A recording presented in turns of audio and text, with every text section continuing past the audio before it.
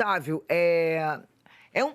as decisões do Toffoli vêm surpreendendo com frequência. O termo que eu uso é perplexidade, que é o termo que eu ouço não só das autoridades policiais, da Polícia Federal, que estão envolvidas são, de certa forma, ali, muito afetadas por essa decisão, mas de juristas neutros nessa história, não estão no caso. E eles manifestam esse estranhamento, essa perplexidade, né? Porque o ordenamento jurídico brasileiro, ele coíbe, ele proíbe a função do juiz investigador. Então, vamos lá. Eu conversei, ontem a Associação de Peritos divulgou uma nota em que mostra perplexidade contra essa medida que não é usual. Eu conversei com a perita Denise Rivera, ela é assessora parlamentar da Associação Brasileira de Criminalística, para entender por que a perplexidade. Então, a primeira coisa que ela me disse que é o seguinte, a perícia nos processos criminais, ela não surge por escolha pessoal do julgador, mas por determinação da autoridade policial que requisita ao órgão competente.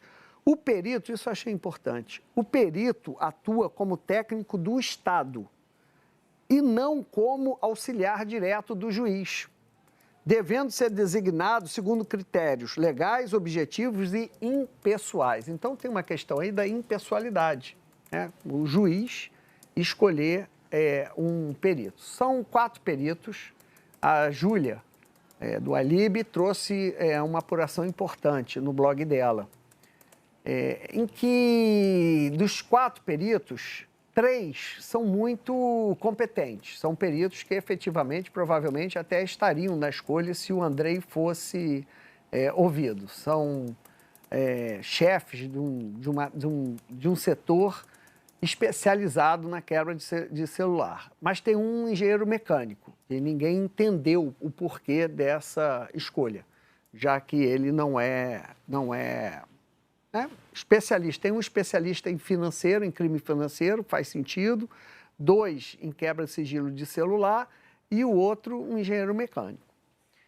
Mas o nome, a fulanização, se escolheu certo, se escolheu errado, assim, não é o problema.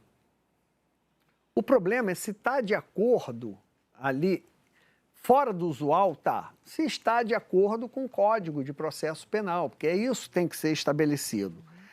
Então, eu fui perguntar onde é que está no Código de Processo Penal que não pode. Não pode a proximidade. A pessoalidade. Isso. Eu já vi casos no cível, um testamento, em que a família dizia que a assinatura era falsa. No cível, o perito, o desembargador, o juiz pode designar um perito. Eu já vi isso. Aí ele dizia, não, confio pra caramba aqui. Perito, essa assinatura, compara. Uhum. Isso pode. Aí,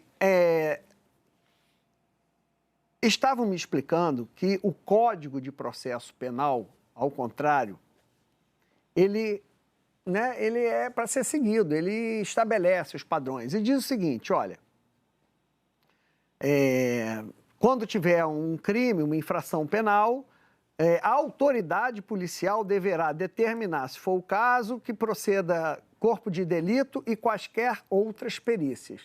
Então, o que está dizendo assim? A autoridade policial é quem determina a realização de perícias. E esse exame deve ser feito pelo perito oficial. O artigo, portanto, define quem realiza e não quem escolhe livremente.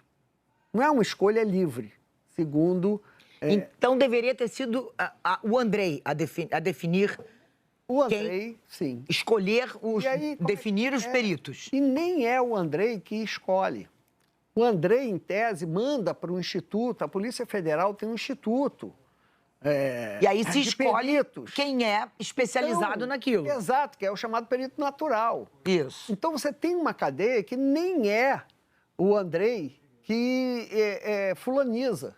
Ele explica ao chefe do setor O de que é. perícia, olha, eu preciso quebrar, são tantos celulares, tantos computadores, tem senha, não tem senha, está bloqueado, não está bloqueado, e trata-se de um assunto de fraudes, a suspeita é de fraudes contra o sistema financeiro. Aí o presidente, o diretor, o responsável pelo setor, é quem vai, pô, esse aqui sabe isso, esse aqui sabe isso, esse aqui sabe isso. Então, Perfeito. assim, é um processo que, segundo os peritos que eu ouvi, está em consonância com o Código de Processo Penal. Existe uma lei. Mas quando o desembargador, quando o juiz ou o ministro do STF, no caso, faz isso, eu sempre costumo dizer que o problema do que a gente está vendo é o que o juiz da esquina vai fazer com isso. Parafraseando Pedro Aleixo, que quando houve o ato institucional, disse que, isso aí eu vejo com reserva, porque eu tenho medo do que o guarda da esquina vai fazer com a AI-5. Então, a gente tem que olhar sempre exatamente isso, porque o Supremo, ele é um farol, né? Claro. E as decisões dele, em tese, são decisões impecáveis. Eu tenho medo do que o juiz da esquina pode fazer com tanto poder, né? Pediu inicialmente para lacrar uma prova, dizer qual o perito que vai fazer o quê. E volta e meia a gente tem decisões nessa direção, né, Otávio? Sem essa... sem esse... Boa tarde a todos. Desculpa, já me... Sem querer me intrometer e já me intrometendo. Ou melhor, querendo me intrometer.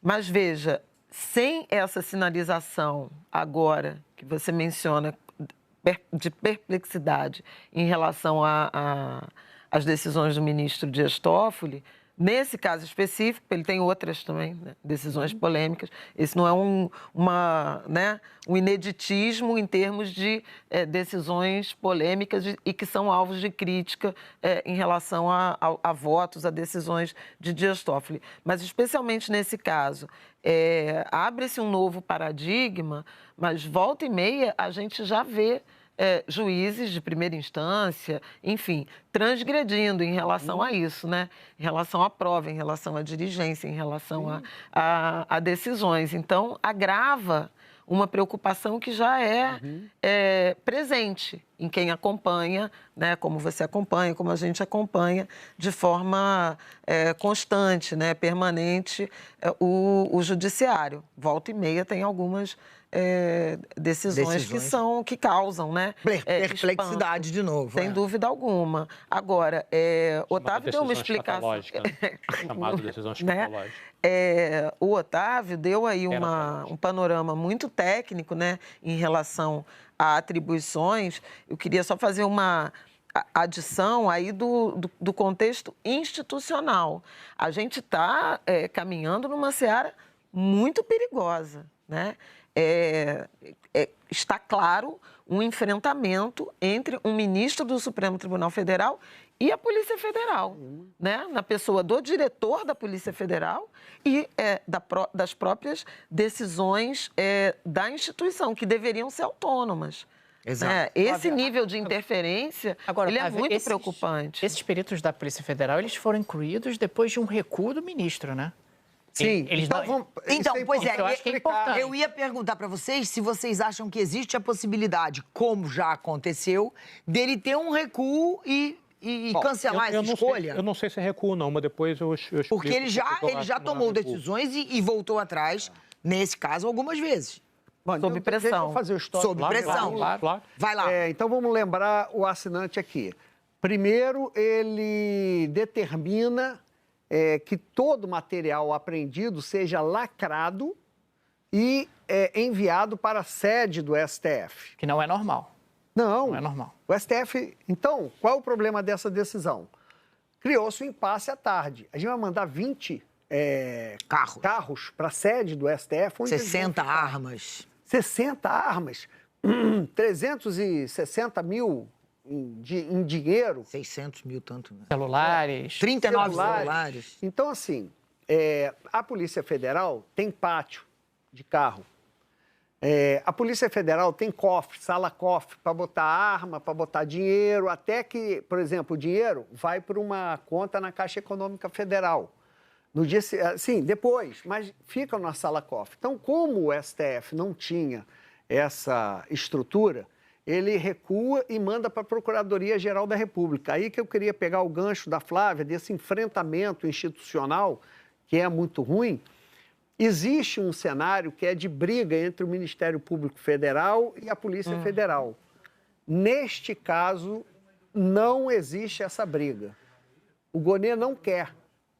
O Gonê entende que cabe à Polícia Federal a cautela dos bens e a perícia. Então, Então, a Procuradoria não pediu a cautela desses bens. Isso foi decidido pelo ministro. Não pediu. Não pediu. Ele manda lá sem que... Eu acho que o Gonê aceitou o que foi definido. Mas ele não, essa iniciativa não veio dele. Ontem o Turolo explicou muito bem isso. Não há um pedido expresso diante da decisão de enviar tudo para o Supremo Tribunal Federal. O Valdo falou isso aqui muito bem ontem, explicou ontem. Quando ele manda para o Ministério Público, não há um pedido expresso. E mais, decide-se que os carros vão para a Polícia Federal. Cara, isso é transformar a Polícia Federal em flanelinha. Quem guarda carro é flanelinha. Aí é a opinião minha. Quem guarda carro é flanelinha. Não pode o Ministério Público ficar com os celulares e a Polícia Federal. Bota no estacionamento aí. Não pode. Você acha que há uma tentativa clara de desprestigiar a Polícia Federal? Totalmente. Totalmente. Porque você... Não é um acaso, é deliberado. A preocupação do Toffoli, expressa nas suas manifestações, né, Valdo? É com vazamento de informações. Mas, ora, não foi apontado até agora um deslize da Polícia Federal. Então, por que isso? E uma coisa que me Vou chama... jogar pro Valdo. Se tem um vazamento, o juiz tem que... É crime, Só uma o juiz vai coisa, em cima. Otávio, uma coisa que me chama a atenção é que boa parte da estratégia de defesa parece ser descredibilizar os agentes investigadores.